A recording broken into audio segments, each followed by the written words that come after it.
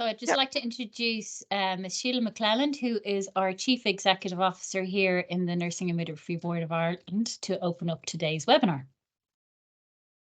Good morning, everybody. Well, this is going to be a little bit of a ping pong here, but I'm just going to give a couple of minutes of introduction. But just to say that 2 years ago, we gave evidence to the expert review body, and we made 25 recommendations, and all 25 finished up in some way or another, identifying themselves. And I see Rachel also better not deviate from the proper position, but in one way or another, the 25 appeared in the final report, which is great. And one of those was about looking at the curriculum of the undergraduate program and really sort of envisioning what is the requirements for the future in relation to content. But of course, to do that, you have to look at the present tense. So the ERB report was produced in March of last year, but we had already in our business plan intended to do this, as we should as a regulator anyway. So we moved ahead and we commissioned a very impressive team of academics, led by Mary Ryder in UCD, but and you'll be introduced to them all, but really good spread right across the country and beyond our country and right as far as the further side of the world, Australia, to look at this, to bring independent research back to us. Now, because the ERB was then out, Rachel, as the chief nurse, jointly commissioned this work to get the response. So in effect, it became part of the ERB work as well. So we now have the product, and I know it has been circulated and people have seen the outworkings of the research, which we're really delighted to have received. And this is our opportunity for you in the professions and in academia to talk and ask questions back to the research team. So we really thought this was a very important opportunity, and and it's totally my fault. The invite went out late, but we are so impressed with the numbers that are turning out here today. I think there's something like, how many, Carolyn? About 160 people, I think, were there at the last count, have enrolled and are online here listening. So look, this is our opportunity to present what we have received and which we are very happy with in relation to the content. And I don't know whether, Rachel, you're going to be able to stay for the full time, or whether you want to come in at the end, or whether you want to make a point now before we start. But this is your opportunity to hear from the researchers. And really, I think even the research, whenever they verbalise what they find, it even brings a different slant to it again, or a different import to some of the recommendations. So it's really important for you to hear what we have heard. So Rachel, I don't know how you want to come in. Yeah, no, I will. Thanks very much, Sheila, and good morning, colleagues. It's great to see so many people, as Sheila said. So first of all, I think probably just to acknowledge the work that has gone into this piece of research, and to thank Mary and the team for doing such a good job on it. Sheila has set the context there, and a very important time for the professions. As we know, nursing and midwifery have expanded in terms of roles and capacity and capability over the last number of years, and largely that has stemmed from the point of the postgraduate, so the development of specialist and advanced practice, among other things. So when you looked at the current and the evidence that was presented through the expert review body, our new graduates are going to be coming out and qualifying to work in very different environments very quickly. They're going to be delivering much more complex care to very different and changing populations. So this is our opportunity to actually train and support our young nurses and midwives to work and to be able to deliver in that context, which is really, really challenging for all of us, but it's a super opportunity. Research like this is so important to inform us how to change, what to hang on to, and what we need to give to support our nurses and midwives coming out. So I think this is a wonderful opportunity, and research and evidence we know has informed our development so far. So well done to the team. I'm really looking forward to hearing all of your inputs and feedback in relation to what you hear and to build on the bank of evidence that we have to make sure that we use this opportunity presented to us to get it right for the undergraduate. And it's a great starting point for all of us. And it's brilliant to see so many people that can be influential and take this and more information on board in order for us to be able to do a good job. So thanks very much for the opportunity. And again, of course, it's all very timely with the ERB, very important in terms of delivering this as soon as we can. So I think at that note, are we handing over to Mary now or to Carolyn? So we have a chat function for everybody, and Okay. the Q&A function also at the top of your screen. So if you have any questions or comments, we'd be delighted if you could enter them into the chat function. And throughout the webinar, we will keep an eye on it, and then we'll pull out some of the key themes that are coming through in the chat, and then we'll have an opportunity at the end then to ask the research team some of the questions that have come through or to make some of the comments. So I would encourage people to keep an eye on the chat throughout the session as well, because I think that's going to be where we get to see the reaction, let's just say, of everybody, and it'll be interesting to see what comes through. Thanks, Carolyn.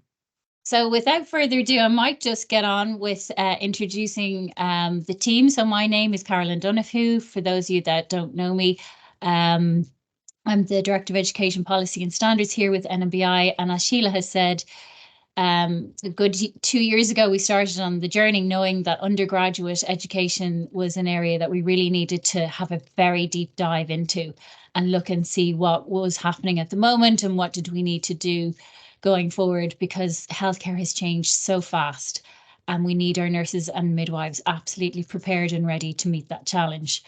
So we put together a tender, which the team here you see before you were successful in, and it's great to see. I think one of the remarkable pieces about this team is they're very diverse and they're from multiple universities. So I think that is one of their strengths.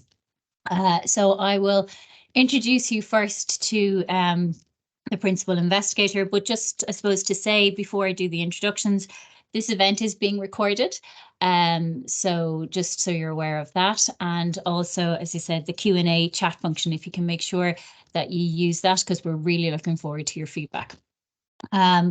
So Mary, I'd like you to start us off and introduce yourself. Hello, I'm Mary Ryder. I'm an associate professor in UCD, and I'm currently head of subject for general nursing. I'm an advanced nurse practitioner by background, and I still work clinically. So I have the joys of sitting in academia and clinical work. Great. Lovely to have you, Mary. Mary is our principal investigator, as we said, and has led this incredible team, of which we have Assistant Professor Dr. Frieda Brown, if you'd like to say good morning. Morning. My name is Frieda Brown, and I'm an assistant professor in UCD School of Nursing, Midwifery and Health Systems, and I'm currently the program director for the BSc in general nursing. Carolyn, sorry, Professor Maria Brenner isn't in presenter mode. Could she be added, please? Thank you. No problem. Thanks, Frieda. And then we have Assistant Professor Mary Curtin. Morning, everyone. My name's Mary Curtin. I'm also Assistant Professor at UCD Nursing, Midwifery and Health Systems, and I'm a midwife and was part of the midwifery arm of this study. Thank you. Thanks, Mary. And we have Associate Professor Eileen Furlong. Good morning, everybody. Thank you, Carolyn. I'm Eileen Furlong. I'm an Associate Professor in Nursing here in UCD School of Nursing, Midwifery and Health Systems. I'm delighted to be here today. Thank you. Thanks, Eileen. And we have Associate Professor Michael Connolly. Good morning, everybody. I have a joint appointment as Associate Professor of Clinical Nursing at UCD School of Nursing, Midwifery and Health Systems and at Our Lady's Hospice and Care Services, where I am engaged both clinically and also from an education and research perspective. And I'm currently Associate Dean for Teaching and Learning at the School of Nursing, Midwifery and Health Systems at UCD. Thank you, Michael. And Professor Maria Brenner. Good morning. Thank you, Carolyn. My name is Maria Brenner. I'm Professor of Children's Nursing in UCD, and I hold an honorary clinical appointment with CHI. Thank you. Fantastic. Thanks, Maria. And then we move around the country to the Technological University of the Shannon in Athlone. So Dr. John Larkin. Thank you, Caroline. Good morning, everybody. John Larkin is my name. I'm a lecturer in the undergraduate programme in both general and mental health nursing at the Technological University of the Shannon, and I'm delighted to get the opportunity to meet you all this morning. Thank you. Thanks, John. And then we go further west to Mayo, to the Atlantic Technological University there, and we have Dr. Margaret Prendergast. Good morning, everyone. Margaret Prendergast is my name. Delighted to be here and to meet you all. I am a lecturer in ATU based at Castlebar, and I teach on the BSc Honours in Mental Health and General Nursing programme and in postgraduate nursing programmes also. Thank you. Thanks, Margaret. And then we have over on the East Coast, we have St. John of God's Community Services, Margaret Meehan. Yeah, good morning, everybody. My name is Margaret Meehan, and I'm a Nursing Practice Development Coordinator within St. John of God North East Community Services, and I'm an RNID. I'm delighted to be here this morning. Thanks, Margaret. And then further afield, we have Professor Sadie Geraghty, who's coming from Western Australia, Notre Dame University, and she's a professor of midwifery. And due to the timelines, she's not quite able to make this webinar, but I do think she will be watching it on the recording. So welcome, Sadie. And then finally, we have our research assistant, Mr. Nicholas Zampiero. And I don't think Nicholas didn't make the webinar. And again, we say hi to Nicholas because I know he's outside of Ireland as well. So he's in Bulgaria. In Bulgaria, yeah. So we're going very far afield. I suppose, and just to also note, chairs of our expert advisory group, we had Professor Fiona Timmins, head of school with University College Dublin, and also Mr. Paul Gallagher, our Group Don for Ireland East Hospital Group, just to acknowledge their fantastic input as well. So you've heard enough from me, so I'm going to hand over to the research team, and they're going to tell us of how they did it, what they found, and what they recommend. So off you go, Mary. Thanks very much, Caroline. I'm actually going to present on behalf of the team, but the whole team. It's very much a team approach. I'm just waiting for the presentation to come up there. Yeah. Okay. So this is our team. We called it Run Me, and it's essentially because it's our stakeholders who are guiding the future of the undergraduate education. That's just a list that Caroline has gone through, everybody on our team. And as Caroline said, we had we had 5 or 6 engagements with an expert advisory group who was a widespread group, including service user representation for each of the divisions of the register. And we had student nurses from each of the divisions of the register also represented on the expert advisory group. And I see some members I saw their names coming up here. Geraldina Harnett from MTU was also on she was our national expert. And we had 2 international experts, one from the UK, Professor Calvin Morley, and we had Associate Professor Beata Dobrowski from Poland. So we had a very extensive who gave us guidance when required. So this is just to give you an overview. The remit of the research was to evaluate the current undergraduate nursing and midwifery curricula leading to registration. So the methodology that we chose was an evaluation framework, which was the SIP evaluation framework, Stuffelbeam from 1971. And this is an evaluation framework that's very widely used actually to evaluate nursing curricula internationally. And the reason we chose this, it involved the planning, which was the context, the structuring, which is input, implementing, which involves the process, and recycling the product of the curriculum. And like I said, this is widely used internationally. And there on the right then is the process. We had different phases of data collection, data analysis, and then production of the report. Now, the overarching philosophy that we chose to guide our evaluation was appreciative inquiry, which is a positive philosophy and a methodology, and it's about positive change in an organization. So the organization in this context was the professions of nursing and midwifery. And appreciative inquiry takes the view that organizations are living systems, and they don't have to look at which part is causing a problem, but they focus on the idea that built into the fabric of the professions of nursing and midwifery are processes and potentials enough for the profession to move forward forward with desired visions. So it was very much a positive philosophy that we applied to the overarching evaluation framework. Within this then, we are a small team, but we actually had 6 work streams. So we had one work stream that reviewed our policy, healthcare policy documentation. Another one reviewed curriculum. And then another team was responsible for leading out on the student survey. And then our focus groups included another larger team. And then we also had a literature review work stream as well. Now, there were multiple inputs from other members of the team for each of the work streams that we've discussed. So in relation to the document review, so we looked at Irish health and social care policy documents from 2012. And when we're looking at documentation, we applied a READ framework, which is very much a systematic method to review health policy documents. And this involved reading materials, extracting data, analysing data, and collating the findings. Now, we analysed just paper documents on this. On this case, it was online documents. We used the same framework, and we had a protocol for the team to follow so that there were multiple users applying the same systematic approach to reviewing the curriculum documentation. And in the curriculum documentation, as you know, each university has a very separate curriculum. So what we decided to do, it was very difficult to say that a country applies a curriculum that is based from one university. So what we did is we looked at the regulatory standards and guidelines that provided strategic instruction to the education bodies on developing their nursing and midwifery curricula. Again, we use the same READ systematic framework to do that. And then the third document review was actually a scoping review, and this was a systematic literature review. And we used the Joanna Briggs Institute for Scoping Review framework from Peters. And again, and I'll go through a bit more of the inclusion and exclusion criteria.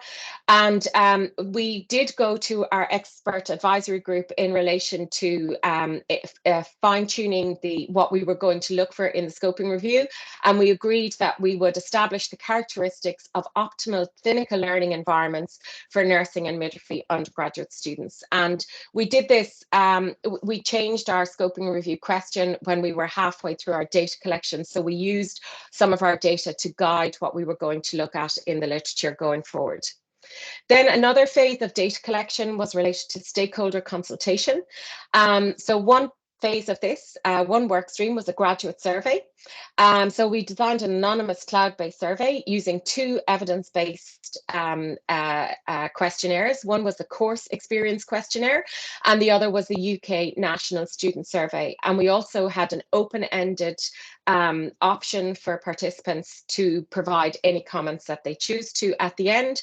And our population for this was all nursing and midwifery graduates who had just completed the final year of their undergraduate education programme in 2022 to 2023, because children's in general completed in January of 2023, whereas the nursing students would have completed in the August-September 2022 group. The reason we selected this group was because they were the only student group who had completed the curriculum that we were evaluating because it was implemented in 2018. Then our final stakeholder consultation was focus groups, and so we had online peer focus groups. We did intend to include graduates in the focus groups. However, we did not get we got one graduate who consented to participate, and this wasn't enough for a group. So we felt that we had rich data from the open-ended questions, and we didn't complete with the graduate focus group. We did have senior stakeholders. We had academic stakeholders, clinical stakeholders, service user representation, and union representatives. And in relation to the focus groups, we had separate groups for nursing and midwifery. So all of the focus groups were repeated for midwifery for each of those. So this is just to give you the key findings, I suppose, from the policy document analysis. So we had identified 34 documents that were published since 2012. The reason we chose that date was the date of the last review of the undergraduate nursing and midwifery curricula. We identified 16 suitable documents for analysis. Now, in the paper, when you analyze the documents, you look at the authors of the documents.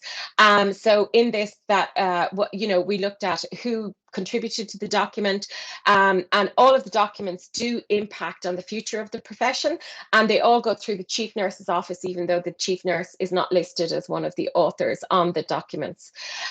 So there was repeated, the policy documents do make key decisions that influence the future of the professions, and one of the key findings we identified is that nursing and midwifery were used repeatedly throughout the documents, even though some of the policy documents had no relation to the midwifery profession at all. The term nursing and midwifery was used as a term, nursing and midwifery, as opposed to separate nursing and midwifery. What we have identified in the policy documents, I think everybody is very acutely aware of it, is that the community focus of healthcare is our future.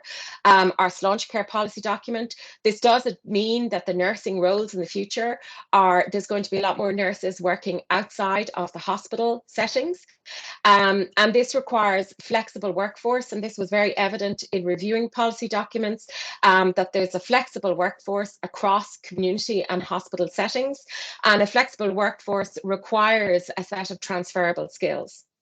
The social determinants of health. Now, in our health policy documents, what we have identified is that there's a very much a future direction towards health and well-being, as opposed to what we have. Our current curriculum is focused on illness and acute illness. And then when we looked at all of this and we looked at the literature that's available, it's the social determinants of health that's widely used in the public health domain, and it's used also by the World Health Organization. And social determinants of health are basically the non-medical factors that influence health outcomes of individuals. And this includes housing, culture, ethnicity, abilities, disabilities, risk factors. So it's a whole series of, and they're all come under the umbrella of social determinants of health. There's an increase in diversity in the population of not only the country, but also the population of nursing. And as Rachel has already mentioned, there's a lot more complex needs of patients and more complex patient profiles, and patients with more complex needs being looked after in community environments. And also we have our safeguarding report. And so there's a highlight on vulnerable populations and a responsibility to safeguard vulnerable individuals. And as well in our policy documents and in line with the community focus, there's very much the future is about interprofessional workforce, and particularly moving into the community where the governance and the regulation is quite separate, and there's joint governance between professions, and that this is something that is not currently incorporated into our existing curriculum. So then the gaps that we had identified from this is that our current education model continues to follow an apprentice model, particularly in our clinical environment. The education that we're providing for our nurses and midwives is still very hospital and institution focused, and that also goes for midwifery. And then the education is focusing on illness, treatment and management, as opposed to the social determinants of health and well-being of the entire population. And in that, there's an absence of social determinants of health across the life spectrum for the population within the current curriculum. There is a need for an increase in transferable skills and a flexible workforce to deliver holistic healthcare for the population.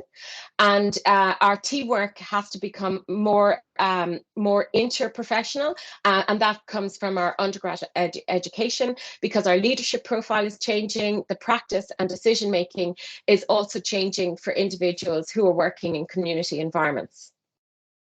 And then we moved on to looking the separate workforce then looked at the curricula, and this looked at nursing and midwifery curricula separately. And I just have to say, Mary Curtin was the whole midwifery team solo and was in every single work stream related to midwifery. So I can only compliment the absolute Trojan work that Mary Curtin has done related to midwifery.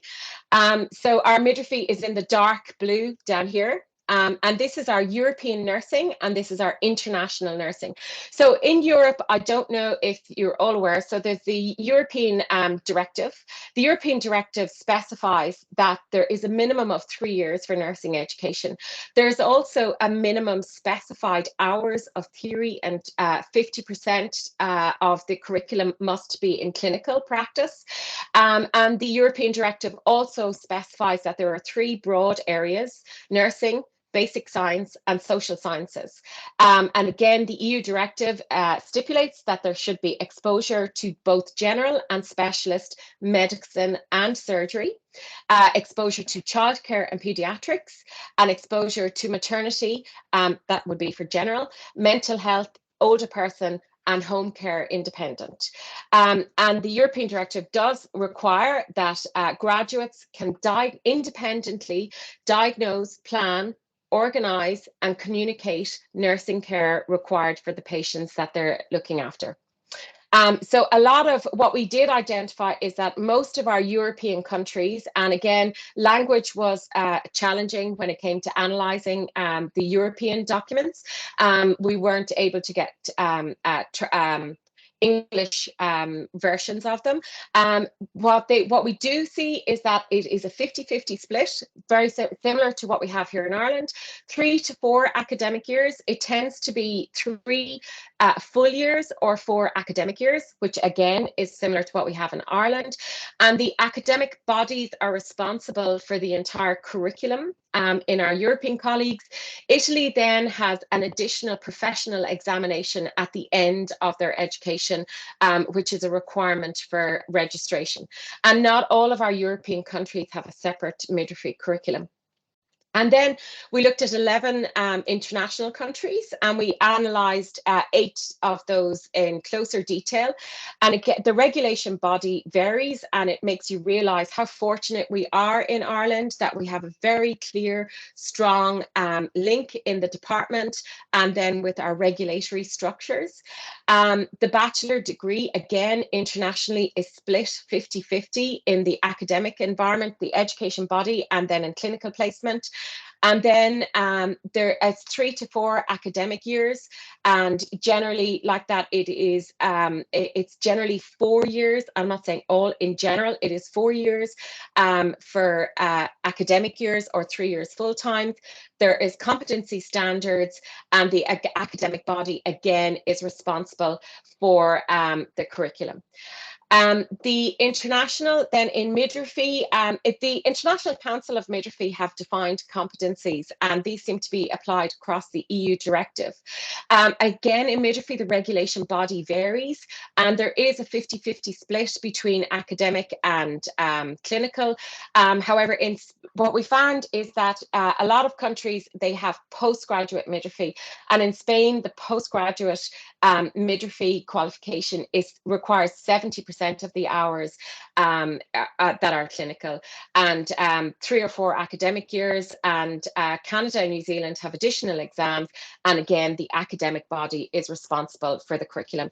Now, in the actual report, when the report is published, there's a full table breaking down all of the variances across each of the countries that we explored. Then our next phase, our next work stream was the graduate survey. So we had our online graduate survey, and we had 363 responses, and you can see the breakdown there of all the different divisions of the register. The majority were CAO entry students, and with smaller percentages then being CAO mature students. 44% were the HSE sponsored, and only 1% was a DARE access. So looking at the different the survey instruments that we used, overall there was good academic teaching. There was clear expectation for academic work, with the exception from intellectual disability.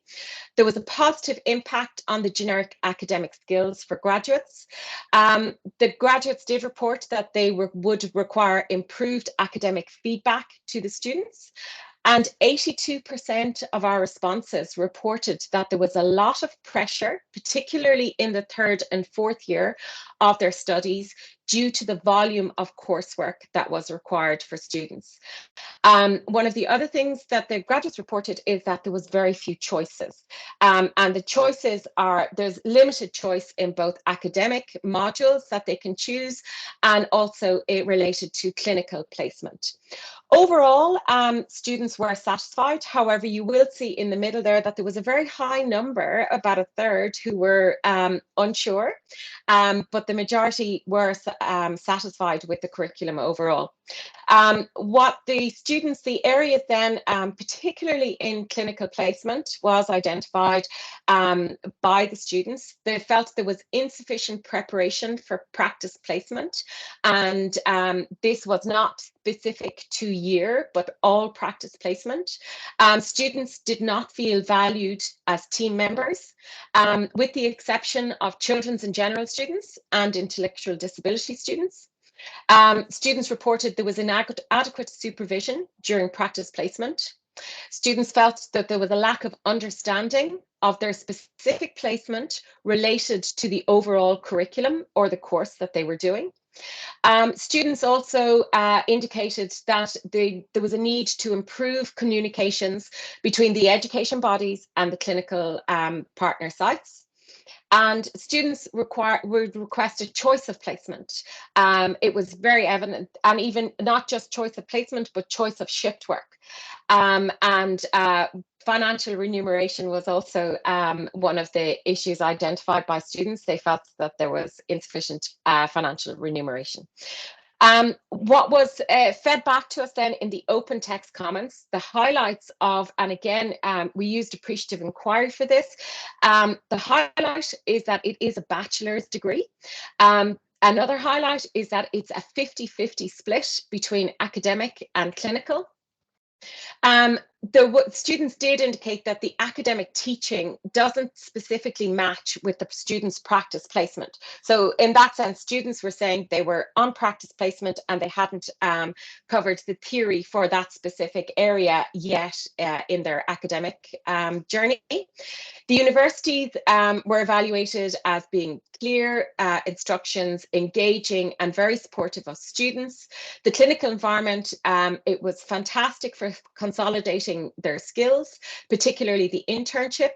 And a lot of students, and these were students who would have gone through during COVID, and a lot of them worked during COVID, and they reported that their experience in working during COVID was really valuable in consolidating the skills required for registered nurses. There is a real need to remodel the practice placement. The coursework is not reflected in practice, and the 100% practice placement they felt was not achievable in all cases. Also, the graduates expressed that they should be eligible to work across different divisions of the register. They did express that they needed more focus on pharmacology. And there was a lot of comments that the clinical environment negatively impacted their mental health. Students in general reported that they did not feel welcome and that they were unsatisfactorily treated on practice placements. Then we moved on to our larger stakeholder engagement, which was our focus groups. So we conducted 12 focus groups. And like I said, we had separate focus groups for midwifery, and all focus groups people were in with their peers. So we had a total of 95 participants in focus groups, and 54% of the participants were working in clinical roles. Now, this is where we use this 4 phases in appreciative inquiry. So the first phase is called the discovery phase. And this is where we ask people what were the values of the profession and what were the core values of the current curriculum. So this is about finding out what's working well and what are the values of the profession that we need to consider going forward. One of the most striking things was our stakeholder service users. Really, nurses are the human face of healthcare, and they were very articulate and very clear on this. And they rely on nurses being the human side of healthcare. The nursing values felt that we are trusting professionals, caring and patient advocates. And then in midwifery, they identified that they were advocates for women. They're also autonomous practitioners, and that it is a distinct profession to nursing. The core curriculum is that it's a graduate workforce with a bachelor's degree, that there is a 50-50 split between clinical and academic, and that the supernumerary portion, that the students are supernumerary students. The reflective practice is really important, internship and good communication across the academic and clinical sites. The next phase then we moved on to in the focus groups is we asked people to identify the most engaging elements of the curriculum, and this is called the dream phase in appreciative inquiry. And what our participants expressed in this is that there's the early exposure to clinical practice is really important for students, and that the longer placements were more valuable than shorter placements. They felt that students really couldn't engage in short placements, and that there wasn't sufficient time for them to get any deep learning and evaluate them. There's a huge acknowledgement across every single focus group that the policy direction is about community and providing healthcare as close to the patient's home as possible. So every focus group did discuss and acknowledge that there is an increased requirement for community placement. Flexibility is also acknowledged. Students need to be given a choice in placements, and all focus groups did address the challenges for supervision and the current preceptorship supervision model. There also improved access, such as for mature students, and simulation. A lot of places are starting to engage with simulation, and it is seen as one of the most important parts of our future. The next phase then in the appreciative inquiry is about design, and this is where we ask people to propose how the professions can educate our workforce for the future. And the key findings in this was that there's increased collaboration, and collaborations need to improve between academic and clinical and interprofessional colleagues. There needs to be a more student-focused and student-centered learning. And again, that goes with our interdisciplinary colleagues, because there's more interdisciplinary working in the community. There is a strong desire to reform the existing preceptorship model so that students will be can avail of clinical teaching that transcends across the academic and clinical environment, and that the funding model will need to be explored and revised to support students, particularly taking into consideration the increased community placements that everybody has acknowledged. And also it is acknowledged that simulation is the area for future development, and simulation itself is expensive. And then there was a strong desire as well for core nursing components within the nursing profession, and that would be core for all divisions of the register. Then our final phase in appreciative inquiry is called Destiny, and this is realizing what the future will look like. And I have to say, this was really the examples and the potential that is there. It's very evident amongst all participants, irrespective of where they work or what area they're working in. There were lots of solutions proposed and lots of ideas on how, you know, the future will look for our students. And when we talked about, so we grouped it into 4 themes, and the first one being a resourced student-centered learning system.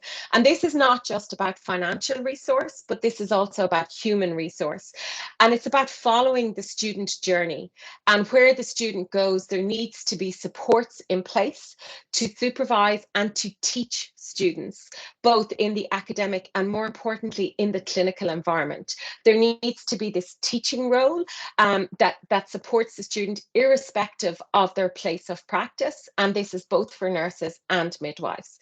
And as I said, so there needs to be a change in structure for this, and then also simulation comes into this, because there's a strong desire for simulation, particularly in preparation for clinical practice. And there was a lot of proposed that simulation was interdisciplinary in preparation for practice, and that students from all healthcare professionals would start learning together, perhaps through simulation at much earlier stages before anyone goes on placement, and this would assist with team working. Then the academic access. And this is not just about access for mature students. So again, there is a strong desire that the access for students from PLC, mature students, sponsorship, DARE, that we really need to look at increasing access into nursing and midwifery, but also access that there should be a core foundation and that students can access different divisions of the register easier than what it is at the moment, and can access to work in different divisions of the register. So access was not just about access to university curricula.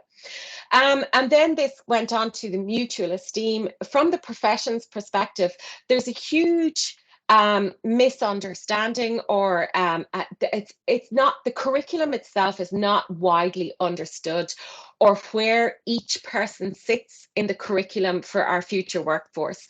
There was an evident misunderstanding what the academic component is and where the clinical component fits. They seem to be two separate components, and there was a lot of acknowledgement from the academic arena for the clinical placements, but it wasn't vice versa. But from the student's perspective, it's very clear that it is 50-50, and therefore there needs to be a real effort from the profession as a whole, from all sectors of the professions of nurse and midwifery, in understanding our curriculum and in devising and contributing to a curriculum for the future workforce. Midwifery then is, midwifery needs to be acknowledged as a distinct profession from nursing. And this is not just in relation to policy documents, but also in the academic teaching. A lot of examples that are used in academic teaching are nursing examples, and that really examples should also be reflective of midwifery in the event that students are educated together. And I think this will become even more important as we progress with interdisciplinary education for the workforce. Then our final work stream was related to our scoping review, and this was our literature review. And we analysed, and this was looking at the optimal characteristics of clinical learning environments. And we identified 79 studies, and this was after, and again, in the actual full report, there's a much more detailed, the process and the different phases in the scoping review. And we identified 4 groups of characteristics with 10 categories and a total of 92 individual characteristics. It was interesting, there's no definitive title, because what was very evident in the other phases of data collection was related to the preceptorship mentor, student mentors, clinical supervision. There's no definitive consensus on a title of clinical supervisor. So we've chosen CS as clinical supervisor in any of the following slides that you'll see. So we have student characteristics, pedagogical characteristics, clinical supervisor characteristics, and optimal physical and social environment characteristics, and they relate to specifically clinical learning environments. Now, these really are very important in the preparation of students for going on placement. And it's not about what year the student is, it's about we need to apply these characteristics to help students prepare for any clinical placement. So it's about the ability to self-regulate. So some of these are the student's personal characteristics, and others then relate to the organization that the student is going to be on placement in. So we need to make an effort to support our students with self-regulation for their learning environment, for communication skills, and to assess their own learning needs, to be able to identify gaps in their knowledge that they can particularly achieve on each clinical placement. And then from the learning, the organizational, we need to make students feel like they belong and that they're part of a team and that they're welcome team members, and they do contribute to patient care, and they are contributing to the day-to-day working. Students expressed as well, and this was very consistent with our own findings, as well as in the literature, students do not need to feel like they're a burden. Then in relation to supervisor characteristics, it's about positive and constructive communication skills. And it's about having a personality and leadership style, as in not every individual has the skills that are required to support a student as a learner in a learning environment. There's professional competency, nurturing interpersonal relationships, and reflective and trusted clinical supervisor, and allowing students the autonomy to decide on their learning and what they need to learn and what the gaps they need to address in this particular clinical placement. And then from an organizational perspective is that students don't need to be supervised every single day, that they should be supervised most days as opposed to every day. And it was lower numbers of supervised students in a clinical learning environment are more positively evaluated. Then in relation to the pedagogical characteristics, and this is about where our students felt, and again, this is from the literature, students felt that there was more learning opportunities in complex cases as opposed to simple cases. And it's about involving students in patient care as opposed to delegating tasks for students to do, but involving them in all phases of the care of patients, including any of the decision-making phases, and encouraging the students to be autonomous in their learning and to direct their learning, and allow for peer-to-peer supervision. So this would allow for third-year students to supervise first-year students, and so on, and second year and first year, and this is from the literature. And then it's building on constructive feedback to students about flexible rosters, very positively evaluated in literature. And it's about having a non-hierarchical, non-judgmental approach to students being part of team members in clinical learning environments, and a strong support of time spent with a respectful supervisor. And then looking at our sites, now there's a lot of literature from across multiple different sites, and each site has identified benefits for students. For example, in hospitals, it was seen that the breadth of clinical procedures was huge for students.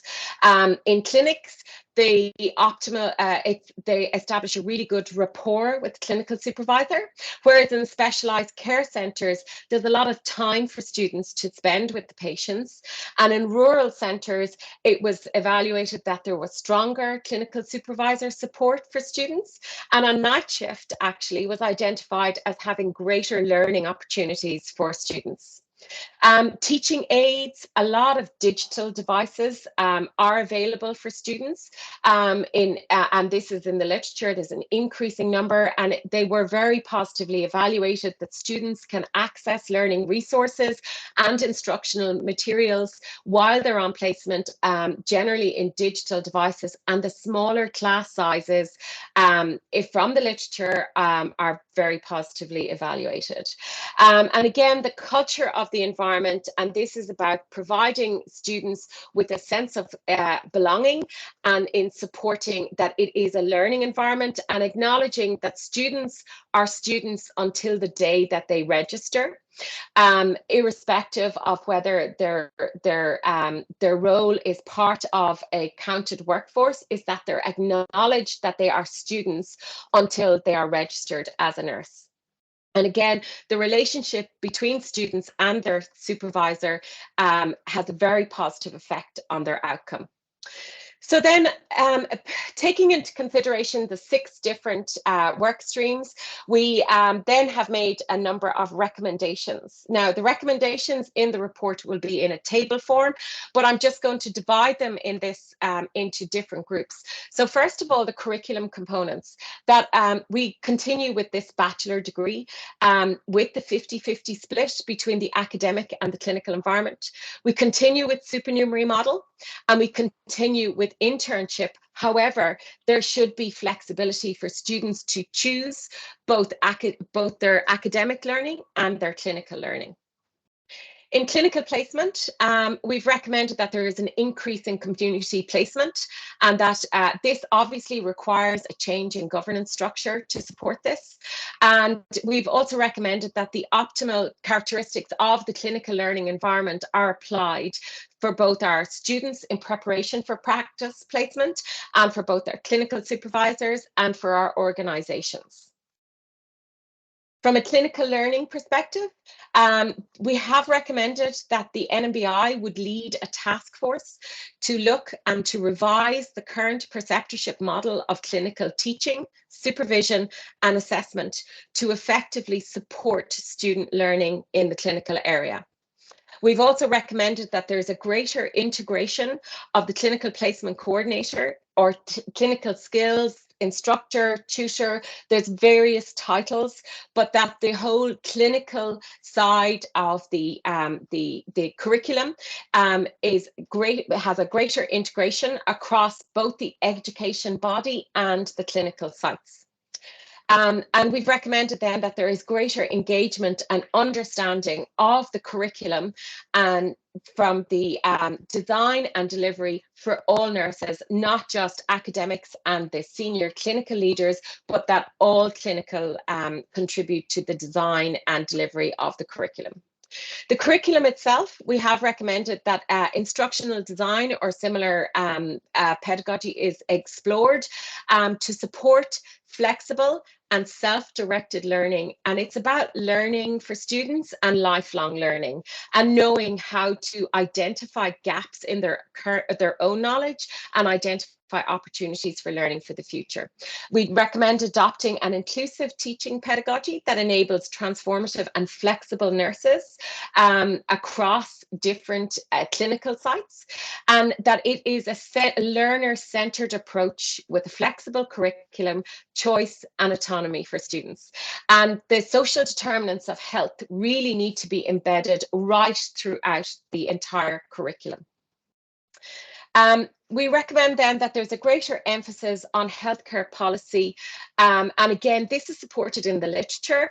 There is a real misunderstanding of policy, how it's developed, how it is written, the contribution to policy, so that this is incorporated into the undergraduate curriculum so we can all see how policy is developed and understand the importance of engagement with the policy for the profession. We've recommended the funding model for student and nurse midwife education should be revised in line with the change in direction of clinical placement and student supervision. And we've also recommended that there is a move towards outcome-based standard with less emphasis on prescriptive content. And this relates back to our curriculum evaluation. We did identify that the NMBI curriculum document is highly prescriptive, and therefore there's very little room for flexibility that is required for future student learning. Again, we've recommended there's an increased access for the capacity on nursing and midwifery programs to enhance access. And capacity is not just in clinical placement area, but capacity is also in the academic sector. We have to have increased numbers in academia to support increased number of student nurses and midwives. From a nursing specific recommendations, we've recommended that we explore options for integrated curricula leading to dual qualifications across all divisions of the register. And this is about equity for students. Currently, the dual curricula or the integrated curricula is only available for children's and general, but that from an equitable perspective, it should be explored for other divisions of the register, such as mental health and intellectual disability, and perhaps midwifery. We've also recommended from the findings that there is a core foundation across the disciplines, or that it should be explored between the divisions of the register to support student-centred and inclusive, flexible pathways for students. We've also recommended that interdisciplinary learning needs to be explored earlier. And particularly in preparation for clinical practice, that it's identified that this is an ideal opportunity to bring in simulated scenarios for interprofessional learning in advance of clinical placement. It's also recommended that there's a greater emphasis on medication management across the nursing curricula, and there's a number of digital resources that can be available to support all of those. From midwifery specific recommendations, we feel that midwifery needs to, we recommended it's acknowledged as distinctly separate profession, included that it's separate even though teaching may be shared, and that midwifery, the distinct pathways for midwifery should be defined in the curriculum, and this would be the hospital pathway versus the community midwife pathway, and I probably haven't explained that very well, Mary, but that there are 3 distinct pathways for midwifery. So overall, we've recommended that there is a significant reform of the undergraduate nursing and midwifery curricula. That reform is required across all sectors of the profession, and that the key outcome is that curriculum has to be learner-centered, learner-focused, and needs to be flexible and offer choice. And the recommendations we've made are evidence-based across multiple sources. And thank you very much. Well, that was comprehensive. Thank you very much, Mary. That is, I think, a whistle-stop tour and the highlights really of the highlight, depth and the breadth of the research that was undertaken. And as you would have said, there was 6 streams of work, all going in parallel. So I can understand now how busy the team was throughout this whole process. So we have some questions here within the chat. So I might just start with the first one is around earlier on in the presentation around the curriculum. So from Joan wanted to know about the European countries, and did you note, was there a separate mental health curriculum? And then Emer was looking to know about cumulative hours, and was there differences within countries, or did that kind of come across? So I'm just wondering, maybe if one of you want to have an answer, have a go at answering that. So no, we're the only European country with mental health. Now I'm going to John and Eileen led, and Mary, and from the midwifery perspective, but John Larkin and Eileen Furlong led on the curriculum evaluation. So John, if you want to, or Eileen want to address that, go ahead. Yeah, thank you, Mary. Yeah, no, there wasn't a specific undergraduate mental health curriculum. I suppose from the EU perspective, there's a generous, there's no register as such for mental health nursing. So it's a part of the generalist program as part of the undergraduate training. Yeah. Thank you, Mary. And just to note that the UK, we included international because they are no longer in the EU.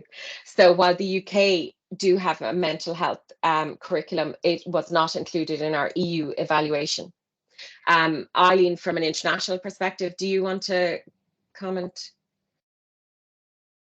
Apologies. Thank you, Mary. Yeah, so again, from the international perspective, it's not highlighted as an individual, as a separate component. You will have mental health added on, or or sometimes people can do additional modules, but it's not, again, as John said, it's similar across many of the international countries. You can see the countries we looked at, Mary highlighted them, and that was to do with language, really, that we picked those 8 countries. Thank you. Great. Thank you very much, John. Thanks, Eileen. So Eilish was looking to know about the piece in the graduate survey slide.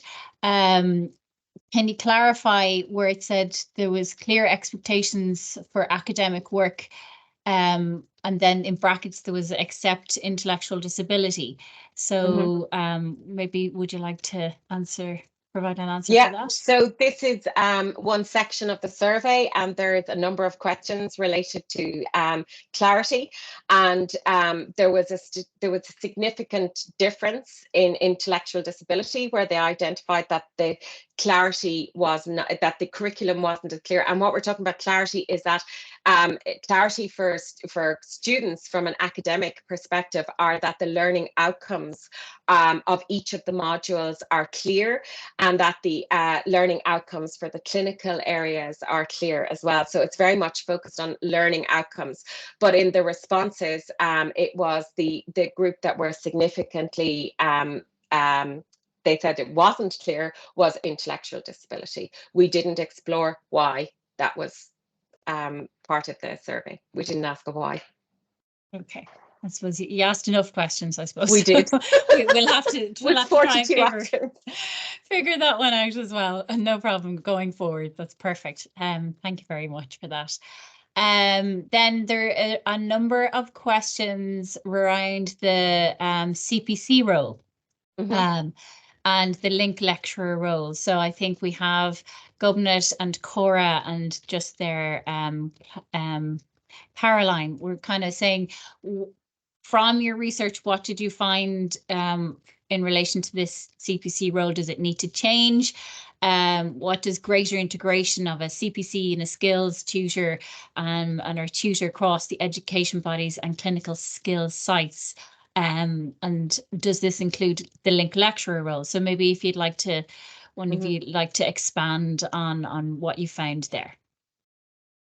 So in all of the focus groups, and I think all of us did various different focus groups, but so this was part of our, so we had a large, then we all did thematic analysis, and when we came together, one of the findings were that the CPC as a coordinator role, that there are also SALOs who coordinate placement, and that was the feedback from our participants. However, we feel that the CPC role and the clinical tutor, clinical instructor, that role should be should lead on the clinical teaching and clinical learning for students, but that the link lecturer, that is a different role, but that's a role that exists at the moment.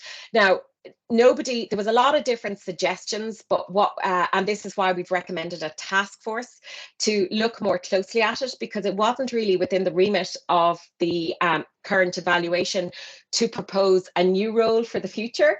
And what we did feel that there was a lot of very good suggestions from the focus groups, that there should be more joined up thinking in relation to the clinical and the academic, particularly in relation to clinical skills, teaching and learning, and that clinical skills there should be a focused person to support skills learning on clinical placement, and that this should be a person who works across or in very close collaboration with the education body and the clinical site. So it wasn't within the remit of the project, which is why we've recommended a task force would be established and led by NMBI to explore this further. But this is in response to the current preceptorship role.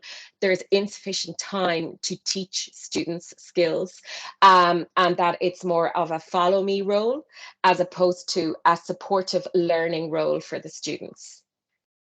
Yeah, great. Okay, well that's helped there. There's another, and I'll maybe broach this area now because it's coming in and it's linked to it. So again, we've questions there in relation to clinical supervision and clinical assessment. So John has asked about, is there recommendations around practice assessment?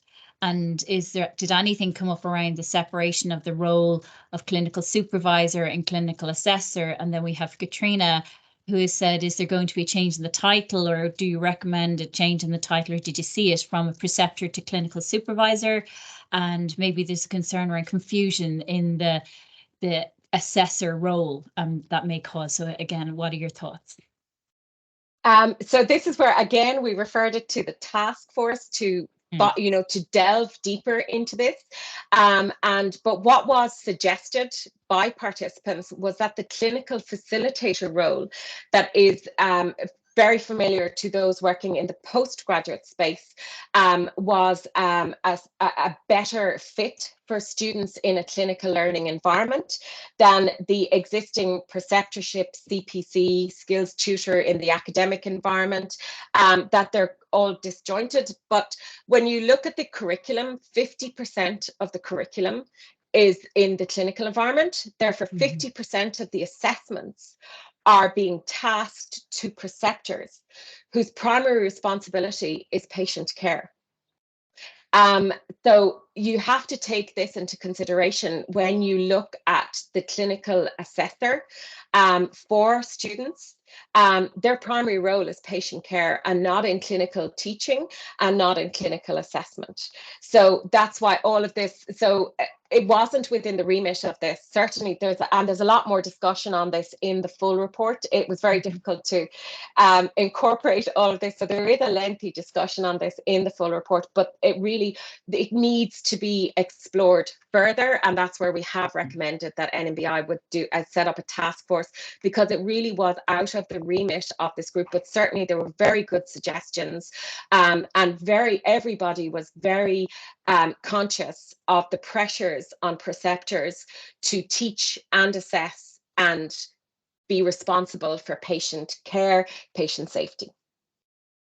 Great. And as you say, there's really good information within the research report in relation to this, and I can see where the recommendation came for creating a task force.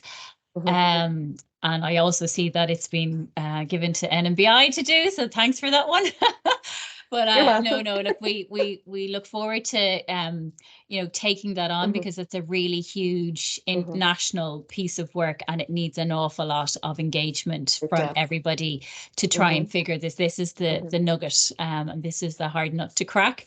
But I think we're all up for the challenge, and I say it'll take a lot of work over the next coming months to try and progress that one, but it is worthwhile, as you say. It's really has come we out. felt it needs a separate spotlight as opposed to evaluating the curriculum, which is why it's the only thing we've recommended is that this needs to be explored further and needs greater spotlight.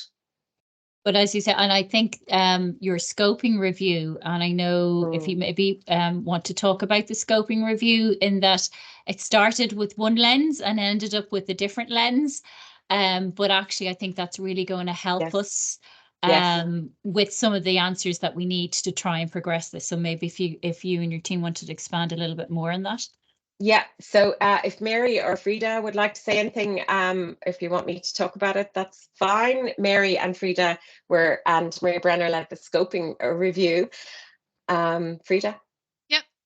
Yeah, I can. So I suppose when we started the scoping review, we were looking at evaluation of a whole curriculum, and that was impossible in the literature. So after our student evaluations and our focus groups, it became very clear that we needed to explore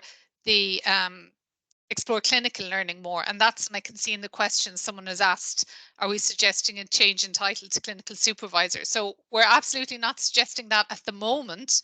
However, when we looked at the literature internationally, that is the term, there's a whole range of different terms used because it's different in different countries. It's even different in different organizations, different healthcare areas.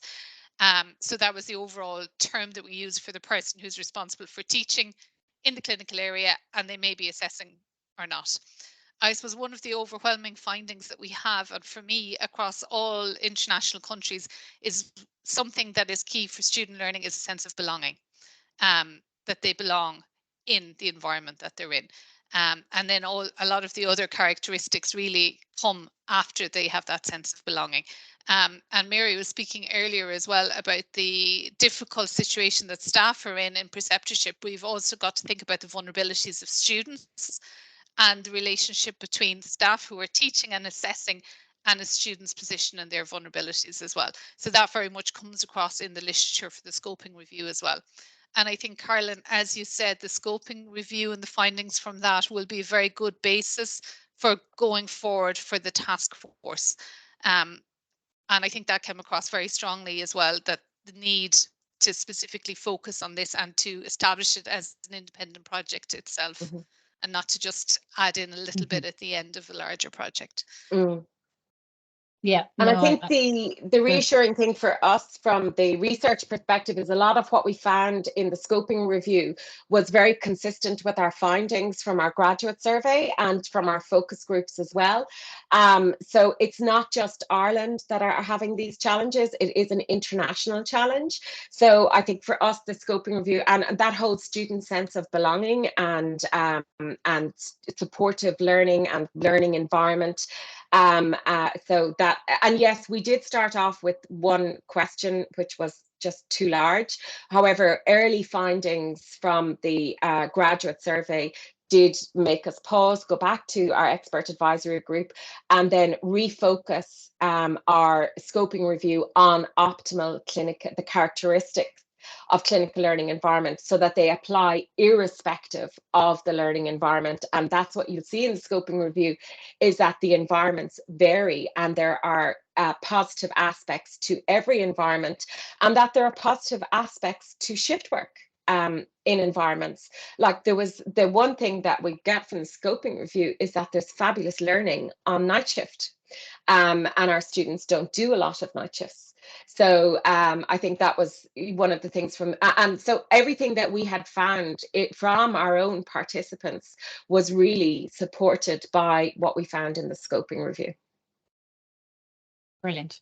Okay, so just to go on to some other questions we have here. So this is from Vivian.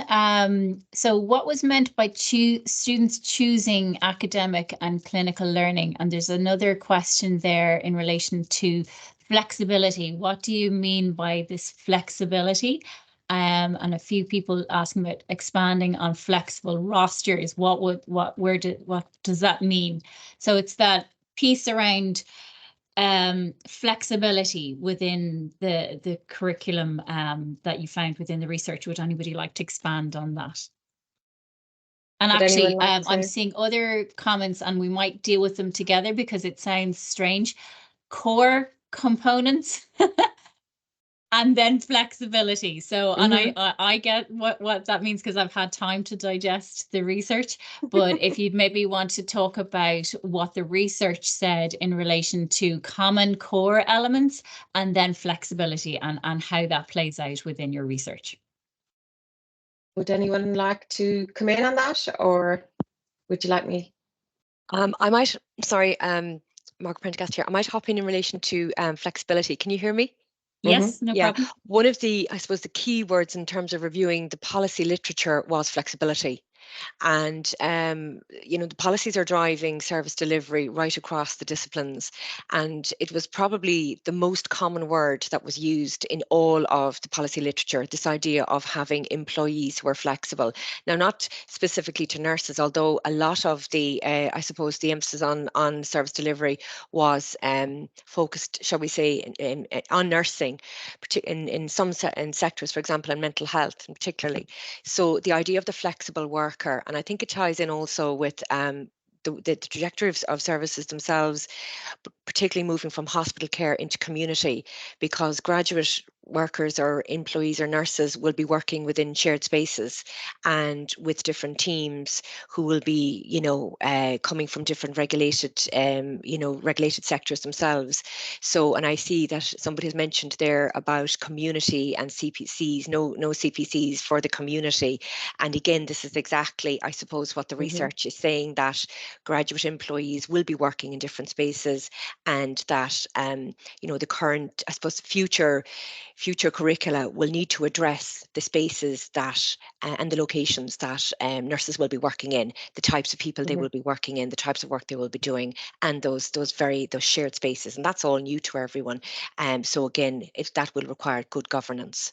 So so from a policy perspective, that really triggered, I suppose, our thinking in that space in terms of the idea and the need to have flexibility, not just at individual level, but also within the organisation's responsiveness as well to graduates. Brilliant. Thank you, Margaret. That was really helpful.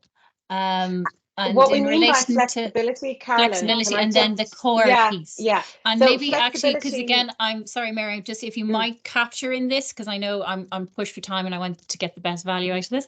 Also, there's questions there in relation to the divisions. So if you're talking core, there's a lot of questions about the mental health, the ID, were the findings separate or were they generic, or, you know, how can you have core when you need a discipline as well? So just if you can maybe tell us what the literature has come up with in relation to that. So we didn't explore the literature in relation to core. Your findings, because, actually, you did a lot of focus groups and stuff. Yeah. So because the literature, the international standard is general nursing, what we call general nursing, and that's the international standard. So that is in the curriculum documents. But where we're going is that, and particularly the graduates did express that they were disappointed that they couldn't change into a different division of the register when they had to go, particularly moving from one back into general. And I think you'll actually know that yourself. A lot of graduates go and do the graduate entry in the North or in the UK. So straight away we're losing them. And that's whereas we have an integrated curriculum that's offered for children in general, and we feel from an equity perspective, the same should be offered for all divisions of the register, so that and that's where you would bring in this flexibility to work across divisions of the register. But also, as Rachel alluded to earlier, is that our patient profile is changing. And our healthcare delivery is changing, and it is changing from hospital-based, where we have different specialties operating in different wards and departments in hospitals, to a community. And like our patient profile is changing from multiple aspects, but including more complex patients. So there is a need to have, for general, say, to have increased mental health skills, to have increased skills in intellectual disability, who are living longer. So there's a lot more requirements when the workforce is changing and the healthcare delivery is changing. So we haven't said that these are the core. We said they need to be explored between the divisions of the register, because there's a lot of what we did identify, and what we found was a lot of people said, well, there's aspects of mental health nursing that need to increase in general nursing. There are aspects in general that need to be increased in mental health, and same with intellectual disability need to be in general. And it's because our service delivery is changing. We have to take a step back probably and stop looking at where we are now and look at what our health delivery is like in the future. And it is about this flexible workforce, not working in primarily acute centres or hospitals where we currently have our undergraduates. Now, I know mental health, they do a lot in community and intellectual disability, but that is not the way in general. And our workforce needs to be graduate ready to work. And that brings in the flexibility. Not everybody wants to work in an acute sector. And not everybody should have to do all of if people decide acute sector is not for, a hospital sector is not for them, then all of their education should not have to be acute based. There should be choices, and that brings in the whole social determinants of health when you explore that in greater detail, and you've got this acknowledgement of neurodiversity within our population. You know, there's a whole greater core that is addressed very well in some, say, in mental health or intellectual disability, that's not in general. But this is something that we're not proposing what it will look like. We're saying that it needs to be explored by the different divisions and decide what is a core. And lots of other professionals offer a common foundation and then a choice, whereas our students make a choice before they come in. And sometimes as an 18-year-old, that is not the choice you want as a 20-year-old. So, you know, there's no flexibility in our existing curriculum to change from general to intellectual disability or vice versa. So we need to explore choices that other professions, and let's face it, that 18-year-olds don't know before they come into the profession. The goal is to keep people in nursing. Yeah. And you know, and offering, and this is what our students want. They want flexibility. It's a different generation, and we need to explore how we educate this generation differently to what was currently done 20, 30 years ago for some of us, 40. Brilliant. And can I just ask Mary Curtin, just have you got one takeaway in relation to the massive amount of work that you've done for this research from a midwifery profession perspective? Yeah, I think probably the biggest takeaway is that we had a lot of a huge amount of conversation in focus groups about why midwifery is different and why we can't be put into the same pot repeatedly. And to some extent, some of the nursing findings would have been lovely findings for midwifery, but we couldn't get past that point because we were finding that they were trying so hard to explain why it's not the same, why we can't be just given the same pathways, why we have to be noted as a different route. And I would say that it's probably a long time past now. Legislation was passed more than 10 years ago. And there are some very straightforward things we could do immediately to be very explicit in our signposting. And one of them would be to be far more cognizant about our publication of documents and our policy documentation, and noting maybe at the very beginning to say this is a policy document for, rather than using the terms nursing and midwifery all the way through. And then midwives are trying to figure out whether this policy is for them or it's not for them, or does it apply to them or does it not for them. Our curriculum is extremely prescriptive, and this is this was an anomaly in the international curricula, and midwifery was a little bit harder to find on the basis that it kind of often in other countries it is still a little bit grey, and it has been blurred from the way we would have come from in our nursing and midwifery sisters historically. The problem with its prescriptiveness means that there isn't a spare hour in the programme. There's not a spare week, day, hour. Everything is down to the last. And when we're talking about flexibility, it goes back to the idea that there is a little bit of wiggle room. And for the nurses who aren't aware, the midwives have separate requirements and standards that are totally different to the nursing. And one of the things we have, which is a really good example of flexibility in a curriculum, is we have an elective placement that student midwives can arrange themselves, either national, local, national or international, pertaining to women and children, women and infants health. Now, our students go and do that themselves, and they go and take a route that really interests them. So we see our students look at IVF, look at women's health physio, you know, we see all of these different aspects that kind of circle and surround childbearing. And that is a really straightforward opportunity actually for flexibility to allow the student to choose rather than always, you know, having every hour mandated, which is currently our situation in Ireland. Thank you for the opportunity.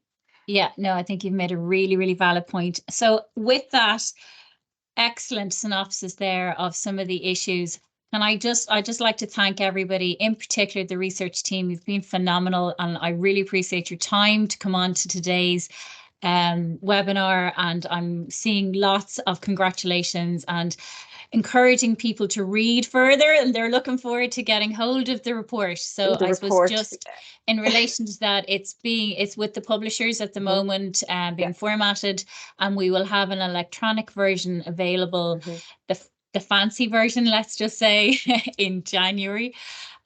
So that, but we have sort of a PDF version that, and if anybody wants a copy of it, if you don't have it already, just email in to education and guidance at NMBI, and we can send you off a copy. There's not a problem. It's there for everybody. That's the whole point, is for people to use it and read it. And maybe just, I'd like to thank, as you say, the research team, but also the contributors. There's over 300 graduates. There was nearly 100 people came to focus groups, and they all represented different corners of our profession and the public, and all sorts of a really diverse group. So that has made it so much more worthwhile along those 6 work streams. And then I suppose just I'm going to ask Sheila if she'd like to close, and just to note that Dr. Louise McBride, the president of the NMBI, has been on to say she's really enjoyed this webinar, and she just wants to congratulate you on such a fine piece of research, and giving us all a lot of food for thought. So I'll hand over to Sheila for the last word and just to close today's proceedings. Thanks, Sheila. Okay, well, I have to admit that I had another meeting to drop into for a few minutes there, so I got to nearly the end of Mary's presentation, but I thought it was really fantastic. And every time I hear it, by the way, I hear something different or hear new stuff. So there's a mine of information. She'll keep us, you know, she'll hijack us for the next 5 years, because there's other wee bits you can always bring out and say that, well, that was in the research, just haven't mentioned it before. But and I'm looking here at the comments, so it's really great to get these comments. And you know, we obviously need to progress with looking at this. Is not just a moment in time. We have to look at this. This is assessing what the current situation is, projecting into the future. So there does have to be then our job is to take this forward as regulators and the policymakers, and of course, you know, our partners, the academic institutions and the clinical sites. So there will be more work, and our colleagues in the unions will be watching us on every move, and that's absolutely fine. That's the way it should be. So and that's on both sides of the fence, both the academic side and on the practitioner side. So look, thank you very much for your time and the comments, and I'm sure we're not closing down the opportunity to comment, and we'll take those all on board. And as I say, the document, or Carolyn said the document is available.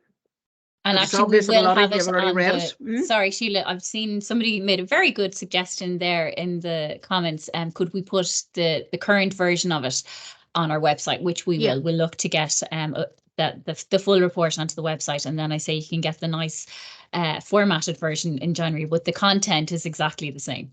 So yeah, absolutely. Okay, so thank you very much, everybody. And if we don't see you again or be on a meeting with you, have a very happy Christmas and a peaceful New Year. But Mary and her team have much more work to do, so we will be seeing them again. So yes, thank you very much, everybody. And thank you for the opportunity to do this on behalf of the team. We were quite a diverse team, and it was great to see clinical and academic. And so thank you for the opportunity to NMBI and the Department of Health. It was a very exciting project, and thank you very much. You're welcome. Okay, thank you. Thank you.